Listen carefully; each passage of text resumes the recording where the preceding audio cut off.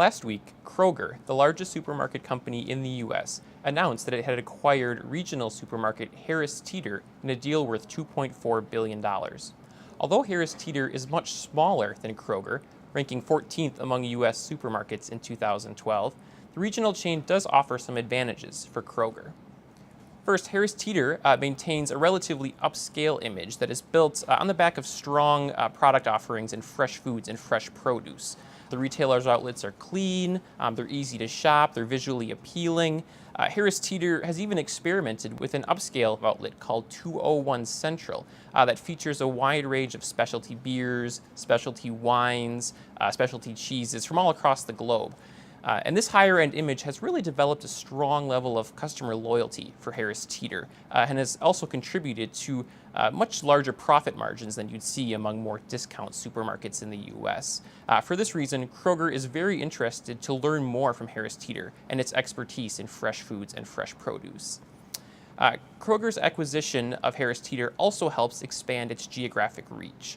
Despite being the largest U.S. supermarket chain by a wide margin, Kroger's presence is largely limited to the West and the Midwest. It's very strong in states like California, Washington, Arizona, and Colorado out west.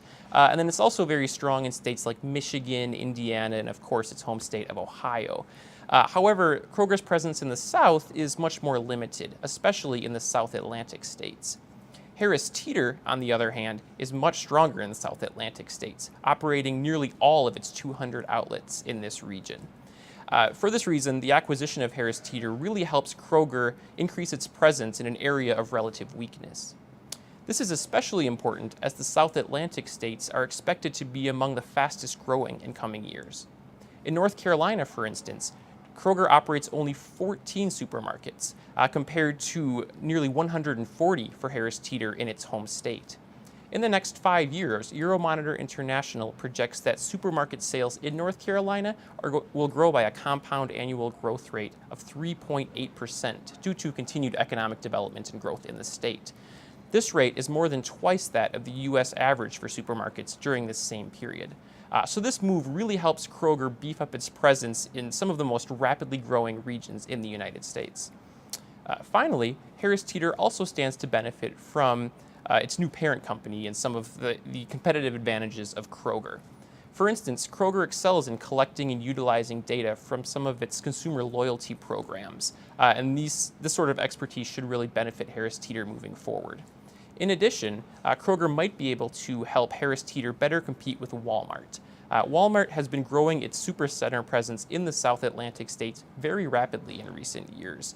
And so it really has been facing a new competitive threat that it hasn't faced in past years.